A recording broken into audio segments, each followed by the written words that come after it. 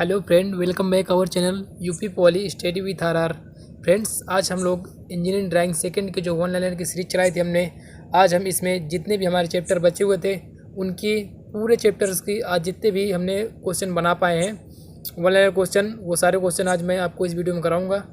इसके जस्ट बाद ही जो हमने एक MCQ की सीरीज चलाई थी उसके भी जितने सारे क्वेश्चन बचे हैं, जितने भी चैप्टर बचे हैं, उनकी भी मैं पूरे आपको आज ही वीडियो प्रोवाइड करवा दूँगा। तो फ्रेंड्स, आज का हमारा जो क्वेश्चन है 96 क्वेश्चन नंबर है, हम इसे स्टार्ट करते हैं। तो हमें पहला क्वेश्चन दिया गया 96 नंबर में, कैड के कुछ सॉफ्टवेयर हैं। तो फ्रेंड्स, जो हमारा कैड होता है, कैड के जो कौन कौन से कुछ सॉफ्टवेयर होते हैं, कुछ प्रमुख सॉफ्टवेयर के बारे में बताया गया यहाँ पे। तो फ्रेंड्स, यहाँ पे आप लोग जैसे कि देख पा रहे हैं, ऑटोकैड, केटिया प्रो ई। तो फ्रेंड्स, ये कैड के प्रमुख सॉफ्टवेयर हैं। नेक्स्ट क्वेश्चन लेते हैं, क्वेश्चन नंबर 97। प्रिंटर कैसी डिवाइस है? तो प्रिंटर फ्रेंड्स जो होता है ये हमारी आउटपुट डिवाइस हो जाती है। इसका आंसर हो जाएगा आउटपुट डिवाइस। प्रिंटर एक आउटपुट डिवाइस है, आंसर हो जाएगा इसका आउटपुट डिवाइस। नेक्स्ट क्वेश्चन लेते हैं 98। ऑटोकैड कौन सी साल में पहली बार रिलीज हुआ था? तो फ्रेंड्स, जो ऑटोकैड का रिलीज ईयर है वो था 1982 में। ऑटोकैड को सबसे पहले 1982 में रिलीज किया गया था।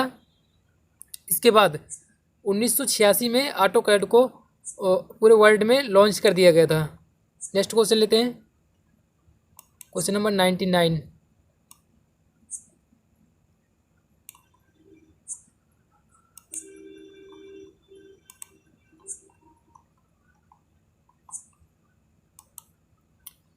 क्वेश्चन नंबर 99 है, कैम के अंतर्गत क्या आता है?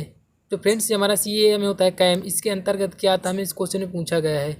तो इसका हो जाएगा MFG। इसका मतलब है manufacturing planning and manufacturing control. तो इसका आंसर हो जाएगा manufacturing planning and manufacturing control. ये दो चीज़ आते हैं किसके अंदर? CAM कैम के अंदर अंतर्गत आते हैं। ठीक है फ्रेंड, नेक्स्ट लेते हैं क्वेश्चन नंबर 100। रेक्टेंगल कैसा प्रिमिटिव नहीं है? जो हमारा रेक्टेंगल है ये कैसा प्रिमिटिव नहीं है? तो ये सॉलिड नहीं है। रेक्टेंगल जो होता है हमारा फ्रेंड्स कुछ ऐसा एक रेक्टेंगल होता है, ये हमारा रेक्टेंगल होता है जो ये सॉलिड नहीं होता है। इसका आंसर हो जाएगा हमारा सॉलिड। नेक्स्ट क्वेश्चन लेते हैं, क्वेश्चन नंबर 101 यानी 1 क्वेश्चन नंबर। इसको स्कोप ऑफ कैड या कैम के अंतर्गत डॉट डॉट आता है। इसका आंसर अंतर्गत हो जाएगा डिजाइन आती है इसके अंतर्गत। MFG यानी manufacturing control, MFG planning, manufacturing planning. इसका आंसर हो जाएगा ये डिजाइन आती है इसके अंतर्गत। ये जो हमारा है स्कोप ऑफ कैड या कैम, इसके अंतर्गत हमारा आ जाता है MFG planning, MFG control and design. Next question लेते हैं, क्वेश्चन नंबर 2।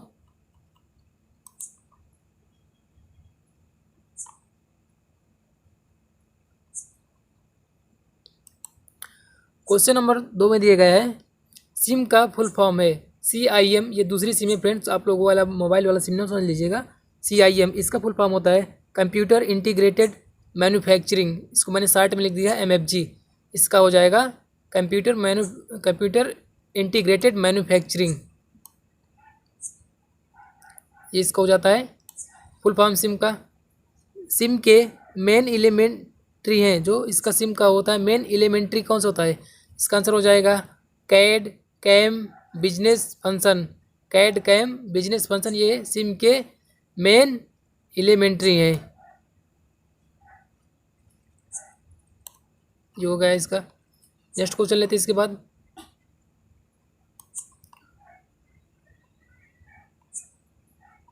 क्वेश्चन नंबर 4 में दिया गया फ्रेंड्स, PLC की फुल फॉर्म क्या होता है? जो फ्रेंड्स हमारा PLC होता है इसका फुल फॉर्म हो जाएगा प्रोडक्ट लाइफ साइकिल। PLC यानी प्रोडक्ट लाइफ साइकिल, इसका फुल फॉर्म हो जाएगा product life cycle. Next question लेते हैं, क्वेश्चन नंबर 5। स्केल मॉडल किसी वास्तविक वस्तु की छोटी या बड़े साइज में बनाई गई नकल है। यह कथन सत्य है असत्य? तो यह कथन सत्य हो जाता है। जैसे कि हमें किसी भी मॉडल को जैसे बनाना है हमें, तो हम उसकी एक्यूरेट साइज़ तो हम नहीं छोटे से पेपर में बना पाएंगे। जैसे हमारा कोई ऑब्जेक्ट है जो बहुत बड़ा ऑब्जेक्ट हो सकता है, छोटा भी हो सकता है। जैसे हमें किसी पेपर पे बुर्ज खलीफा है जो लार्जेस्ट बिल्डिंग है, उसकी जैसे हमें ड्राइंग बनाना है तो हम उसे किसी पेपर में भी ड्रा कर सकते हैं उसको छोटा करके, जैसे यहाँ पे दिए गए हैं। स्केल मॉडल किसी वास्तविक वस्तु की छोटे या बड़े साइज में बनाई गई नकल होती है, यह कथन सत्य है। ठीक है, नेक्स्ट क्वेश्चन लेते हैं। क्वेश्चन नंबर 6, स्वचालन ऑटोमोशन के अवयव हैं, तो इसका हो जाएगा power source. Power source, feedback control, automatic machines, तो ये सब स्वचालन के अवयव हैं। Power source, feedback control and automatic machine. Next question लेते हैं। क्वेश्चन नंबर 7 है हमारा,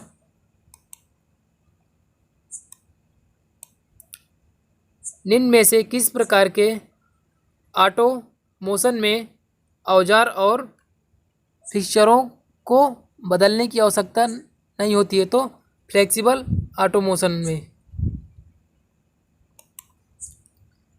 फ्लेक्सिबल ऑटोमोशन में जो हमारा, जैसे हम फ्लेक्सिबल ऑटोमोशन ऑन कर देते हैं तो इसमें हमें जो भी हमारा चल रहा होगा, इस पिक्चर जैसे मेरे को चल रही है तो उसको हमें बदलने की ज़रूरत नहीं पड़ेगी, वो ऑटोमेटिक ही बदल जाएगी। क्वेश्चन नंबर 8 लेते हैं। एनसी मशीन्स टूल्स में एनसी का मतलब क्या होता है? तो फ्रेंड्स हमें यहाँ पे एनसी का फुल फॉर्म बताना है। तो एनसी का जो फुल फॉर्म हो जाता है न्यूमेरिकल कंट्रोल, तो हमारा आंसर हो जाएगा इसका न्यूमेरिकल कंट्रोल। एनसी का फुल फॉर्म हो जाता है न्यूमेरिकल कंट्रोल। नेक्स्ट लेते हैं question number 9, NC machine tools में फंक्शन को किसके द्वारा कंट्रोल किया जाता है? तो इसको हम किसके द्वारा करते हैं कंट्रोल? अब यहाँ पे दिख नहीं रहा, शीशा आपको मैं दिखा दे रहा हूँ। क्वेश्चन नंबर 9 हमारा, एनसी मशीन टूल्स में फंक्शन को किसके द्वारा कंट्रोल किया जाता है? तो इसका आंसर हो जाएगा लेटर, नंबर एंड सिंबल। जो एनसी मशीन में टूल्स के फंक्शन को किसके द्वारा कंट्रोल किया जाता है? तो इसको कंट्रोल किया जाता है लेटर के द्वारा, नंबर के द्वारा एंड सिंबल के द्वारा। हम इसे 3 प्रकार से कंट्रोल कर सकते हैं, letter, number and symbol.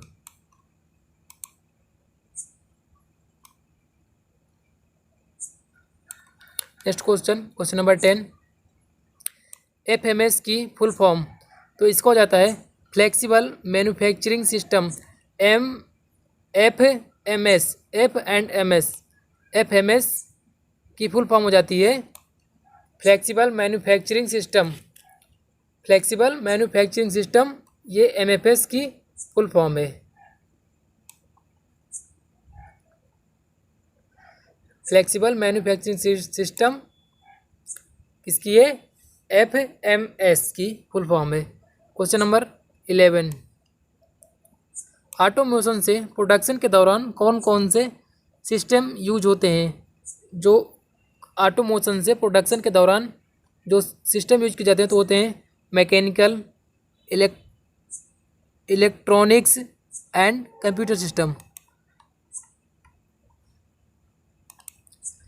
Mechanical automation से प्रोडक्शन के दौरान कौन कौन से सिस्टम यूज होते हैं? ये वो सिस्टम है जो सिस्टम यूज होते हैं, एक मैकेनिकल सिस्टम का हम यूज करते हैं, फिर इलेक्ट्रॉनिक सिस्टम का यूज करते हैं एंड कंप्यूटर सिस्टम का।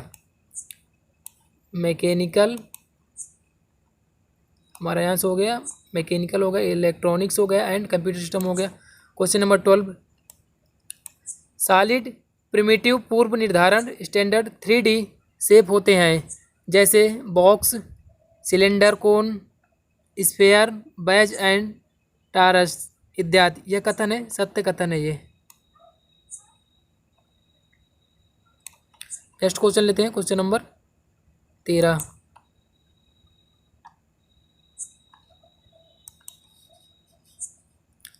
डिजाइन द्वारा नई मशीनों एवं प्रक्रम को निर्धारण एवं निर्माण किया जाता है एवं उपलब्ध मशीनों की डिजाइन में संशोधित करके इन्हें और बेहतर बनाया जा सकता है, यह कथन सत्य है। जैसे फ्रेंड्स कोई हमारी मशीन होती है, उसको हम जब नया वर्जन में लॉन्च करते हैं, उसी मशीन पे और वर्क करते हैं जो हमारे इंजीनियर्स हैं, तो उसको और बेटर बनाते हैं उससे। जैसे हमारी कोई पहले मशीन थी वो कम वर्क करती थी, जो अब उस पर जब कोई सुधार किया जाएगा तो वो और बेटर हमें रिजल्ट देगी। इसका आंसर ये बताया गया, बेहतर बनाया जाता है, सत्य कथन है हमारे ये, सत्य कथन। क्वेश्चन नंबर 14, की बनी होती है, जो हमारी फ्रेंड्स चाबी बनी होती है, किसकी बनी होती है? माइल्ड स्टील की। माइल्ड स्टील की जो की बनी होती है हमारी, ये माइल्ड स्टील की बनी होती है। क्वेश्चन नंबर 15, चाबी किस बंधक के अंतर्गत आते हैं? फ्रेंड्स क्वेश्चन हमारा इनकम्प्लीट है, इस क्वेश्चन को छोड़ देते हैं। मैं आपको शॉर्ट वीडियो में जितने इनकम्प्लीट क्वेश्चन, इन सारे क्वेश्चन का आंसर बता दूंगा।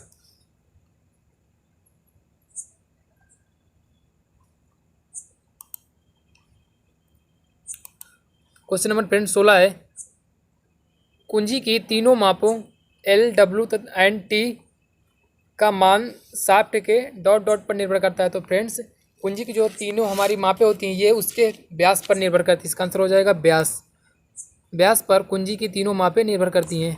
क्वेश्चन नंबर 17 है, चाबी मुक्ता कितने प्रकार की होती है? तो फ्रेंड्स चाबी हमारे मुक्ता 2 प्रकार की होती हैं। इसका आंसर हो जाएगा 2 प्रकार की। क्वेश्चन नंबर 18, सैडल कुंजी डॉट डॉट कुंजी नहीं है, तो ये शंख कुंजी नहीं है। नेक्स्ट क्वेश्चन लेते हैं, क्वेश्चन नंबर 19, सैडल की कितने प्रकार की होती हैं? तो फ्रेंड्स ये हमारी सैडल की 2 प्रकार की होती हैं, एक हालो की एंड एक फ्लैट की।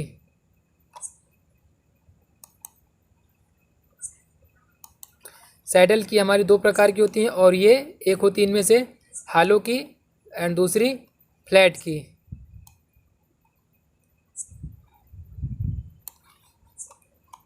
क्वेश्चन नंबर 20 है, जब कुंजी शाफ्ट तथा पहिए के हब में आधी आधी धरी होती है, आधी आधी धरी होती है, तो इसे कौन सी कुंजी कहते हैं? इसका आंसर हो जाएगा शंख कुंजी। एक बार आप लोग और क्वेश्चन को सही से पढ़िए, आपको आंसर इसका ऑटोमेटिक समझ में आ जाएगा। जब कुंजी शाफ्ट तथा पहिए के हब में आधी आधी धरी होती है, तो इसे कौन सी कुंजी कहते हैं? तो इसका आंसर हो जाएगा शंख कुंजी। नेक्स्ट क्वेश्चन लेते हैं, क्वेश्चन नंबर 21, आयताकार शंख कुंजी, आयताकार शंख कुंजी की चौड़ाई कितनी होती है? तो इसका आंसर हो जाएगा D/4। जो आयताकार कुंजी होती है इसकी चौड़ाई D/4 होती है। इसका आंसर हो जाएगा D/4। नेक्स्ट क्वेश्चन लेते हैं, क्वेश्चन नंबर 22,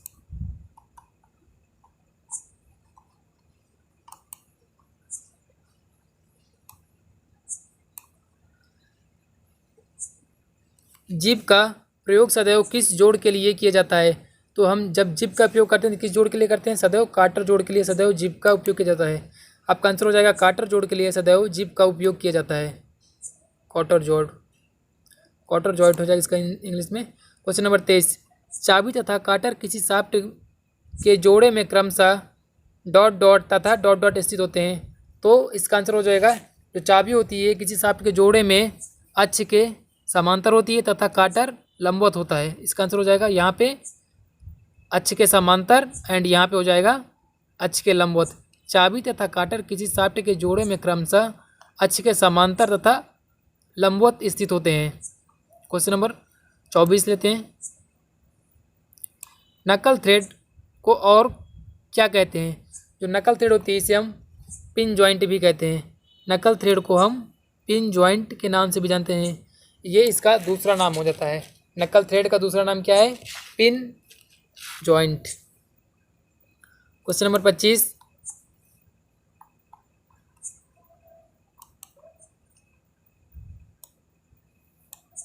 काटर जोड़ किस बंधक के अंतर्गत आते हैं? तो फ्रेंड्स जो काटक जोड़ होते हैं ये हमारे अस्थाई बंधक के अंतर्गत आते हैं। इसका आंसर हो जाएगा अस्थाई बंधक।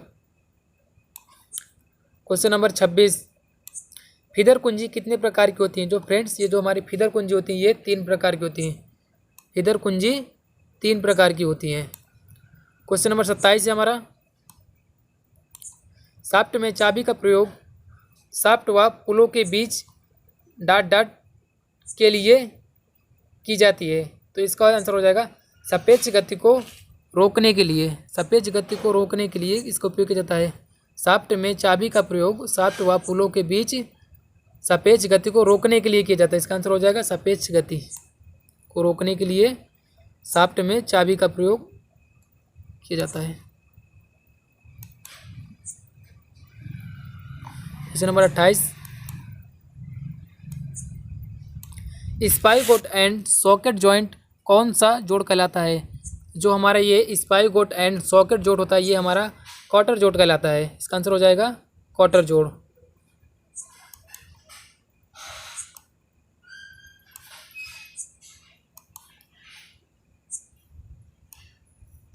इसका आंसर आ जाएगा क्वार्टर जोड़। नेक्स्ट क्वेश्चन लेते हैं, क्वेश्चन नंबर 29। स्पाई गोट का व्यास सॉकेट के कौन से व्यास के बराबर होता है? भीतरी व्यास के।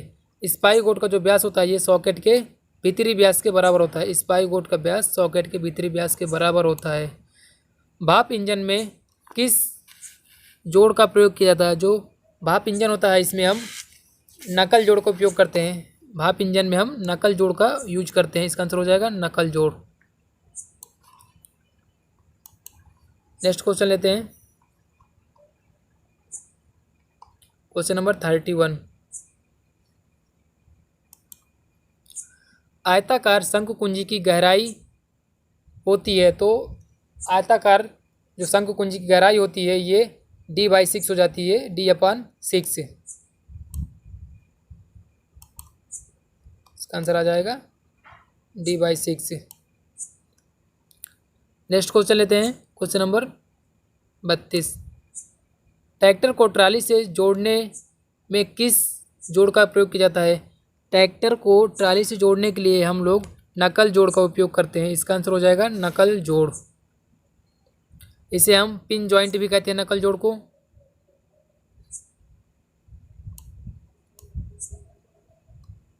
ट्रैक्टर से ट्राली को जोड़ने के लिए हम नकल जोड़ का उपयोग करते हैं। क्वेश्चन नंबर 33 से, जिप तथा काटर जोड़ के मुख्य भाग हैं। जो हमारे जिप तथा काटर जोड़ होते हैं इसके मुख्य भाग road and and fork and होते हैं। Road and and fork and ये जिप तथा काटर जोड़ के मुख्य भाग होते हैं। ये दोनों भाग काटर और जिप के मुख्य भाग होते हैं। नेक्स्ट क्वेश्चन लेते हैं, क्वेश्चन नंबर 34।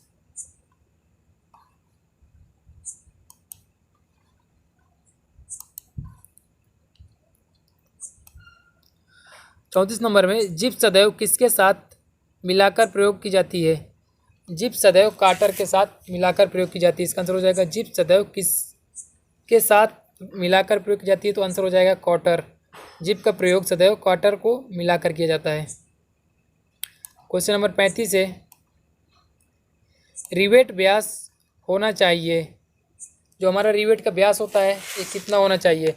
तो इसका आंसर हो जाएगा प्लेट की मोटाई से अधिक होना चाहिए। जैसे हम रिवेट करके किसी को जोड़ते हैं, जैसे इसका आप लोग एग्जांपल ले लीजिएगा, जो आपकी कढ़ाई होती है, जो कढ़ाई में पकड़ने के होते हैं काने, उनका भी रिवेट के जुड़े होते हैं। और ऐसे ही आप डेली यूज के लिए जो लोहे की बाल्टी होती हैं आप उनका भी एग्जांपल ले सकते हैं इसके लिए।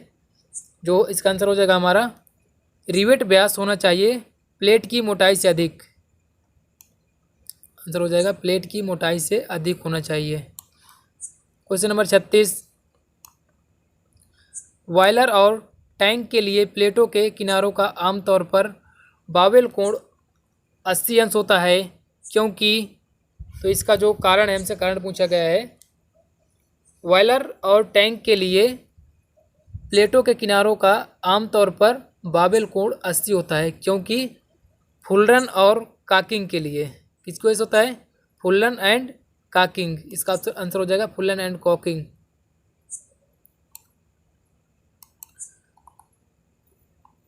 क्वेश्चन नंबर 37,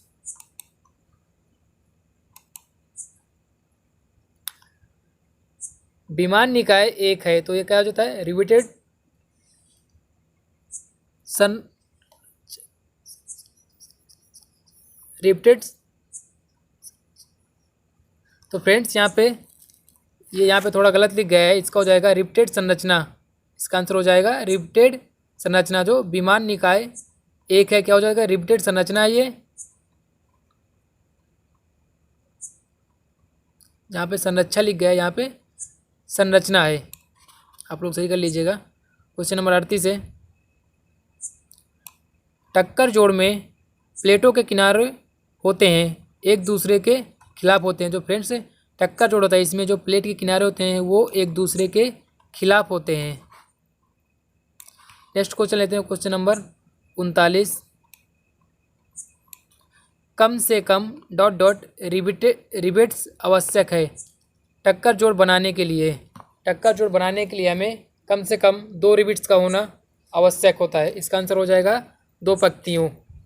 कम से कम 2 पंक्तियों रिबिट्स आवश्यक है टक्कर जोड़ बनाने के लिए हमें 2 प्लेटों की आवश्यकता पड़ती है। इसका आंसर हो जाएगा 2 पंक्तियाँ। नेक्स्ट क्वेश्चन लेते हैं, क्वेश्चन नंबर 40।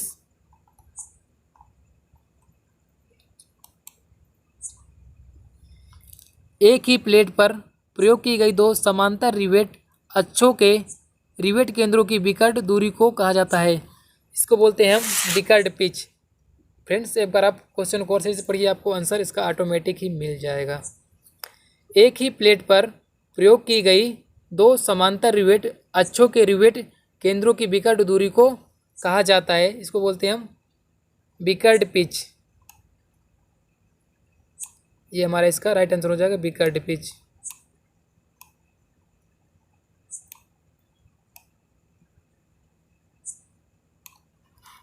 ठीक है, नेक्स्ट क्वेश्चन लेते हैं, question number 41।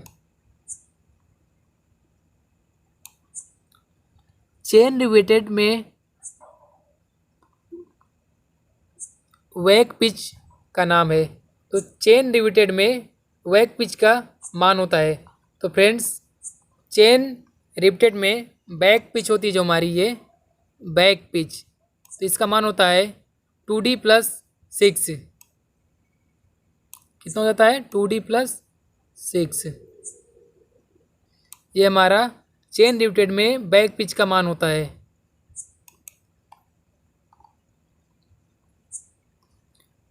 Question number 42। Rivet जोड़ को एकल रिवेट्स जोड़ कहा जाता है। कब कहा जाता है? इसका आंसर हो जाएगा जब जोड़ में रिवेट्स की केवल एक पंक्ति होती है। जब किसी जोड़ में केवल रिवेट्स की एक पंक्ति होती है तो रिवेट जोड़ को एकल रिवेट्स जोड़ कहा जाता है। जब जोड़ में रिवेट्स की केवल एक पंक्ति होती है तब जोड़ को हम एकल रिवेट जोड़ कहते हैं। आंसर हो जाएगा इसका जब जोड़ में रिवेट्स की केवल एक पंक्ति है। Question number 43।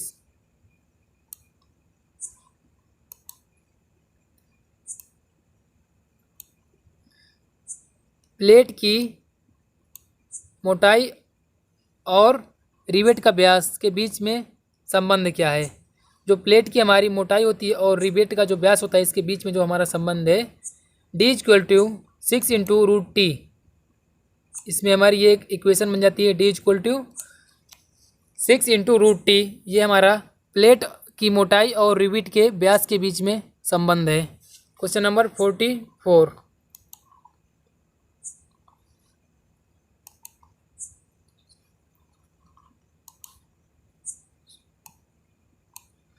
रिवेट्स जोड़ों के प्रकार हैं। जो फ्रेंड्स रिवेट से जोड़ों के प्रकार हैं, तो इस मतलब कि कैसे जोड़ों के प्रकार हैं? तो टक्कर तथा चढ़ाव जोड़ों के जो रिवेट्स होते हैं, ये टक्कर तथा चढ़ाव जोड़ों के क्या होते हैं? प्रकार होते हैं। टक्कर एवं चढ़ाव जोड़ों के प्रकार होते हैं। Next question, question number 45। Margin का मान रिवेट के व्यास के लगभग 1.5 गुना होता है। जो फ्रेंड्स ये मार्जिन होती है, इसका मान जो होता है रिवेट के व्यास का लगभग 1.5 गुना होता है। इसका आंसर हो जाएगा 1.5 गुना होता है ये।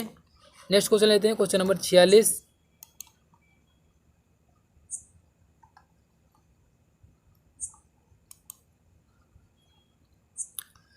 क्वेश्चन नंबर 46 है फ्रेंड्स, रिवेट का सबसे अधिक इस्तेमाल किया जाने वाला रूप है। जो हमारा ये सबसे अधिक रिवेट के रूप में जो उपयोग किया जाता है, तो स्पैन या कप हेड।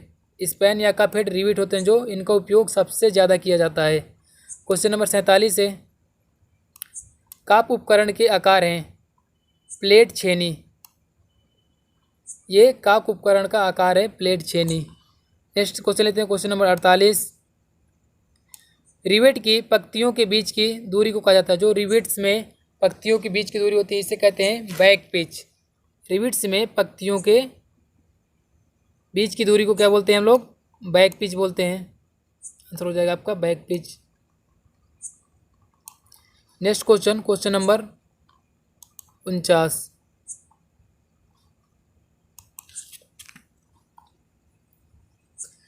काकिंग और फुलरन के लिए प्लेटों के किनारों आमतौर पर एक साथ जुड़ने से पहले डॉट डॉट कोण होता है, कोण पर मशीनिंग की जाती है। तो फ्रेंड्स इसका आंसर हो जाएगा 80 अंश। काकिंग और फुलरन के लिए प्लेटों के किनारों आमतौर पर एक साथ जुड़ने से पहले कोण पर, जो हमारा होता है 80 अंश के कोण पर मशीनिंग की जाती है। इसका हो जाएगा यहाँ पे क्वेश्चन नंबर 49 का आंसर 80 डिग्री। नेक्स्ट क्वेश्चन लेते हैं, क्वेश्चन नंबर 50। दो या दो से अधिक प्लेटों को बंधन में करने के लिए रिवेट के सिर पर डॉट डॉट ऑपरेशन किया जाता है। तो किसका? कॉकिंग ऑपरेशन किया जाता है। दो या दो से अधिक प्लेटों को बंधन में करने के लिए रिवेट के सिर पर कॉकिंग ऑपरेशन किया जाता है। इसका आंसर हो जाएगा कॉकिंग ऑपरेशन दो या दो से अधिक प्लेटों के बंधन के लिए किया जाता है। नेक्स्ट क्वेश्चन, क्वेश्चन नंबर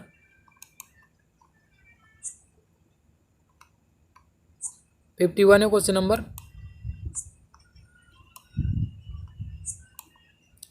एक रिवेट में शामिल है। जो फ्रेंड्स हमारी एक रिवेट होती है, ये कुछ ऐसे करके हमारी रिवेट बनी होती है, जिसमें ये हमारा इसका हेड होता है और ये इसकी रिवेट की बॉडी हो जाती है और ये इसका पूंछ हो जाती है। मतलब तो ये इसका हो गया, सिर हो गया इसका ये वाला, और ये जो इसका मध्य का भाग हो ये होगा एक बेलनाकार शरीर या शंकु, और ये हो जाता है ये लास्ट का हमारा ये पॉइंट आ जाता है हमारा ये सुंडाकार शंकु। नेक्स्ट क्वेश्चन लेते हैं फ्रेंड्स, आपको ये समझ में आ गया होगा। ये लास्ट क्वेश्चन है, हमारी जो वन लाइनर की सीरीज़ थी इसी क्वेश्चन के साथ ख़त्म हो जाएगी। और जो हमने एक MCQ की सीरीज चलाई थी उसमें हमने कुछ आपको 1 या 2 चैप्टर करवा दिए थे। बाकी जो आपके चैप्टर बाकी हैं आपको वो कल सुबह ही लाइव क्लास में मिल जाएंगे। कल सुबह यानी जिस दिन आपका एग्ज़ाम है उस दिन सुबह 8 बजे से पहले आप लोग को लाइव प्रीमियर कर दिया जाएगा। क्वेश्चन नंबर 52, जोड़ के माध्यम से रिसाव रोकने के लिए प्लेटों को मजबूती से एक साथ दाब दिया जाता है। किसके? फुलन एवं काक करना। तो इसको बोलते हैं, क्या बोलते हैं? फुलन एवं काक करना।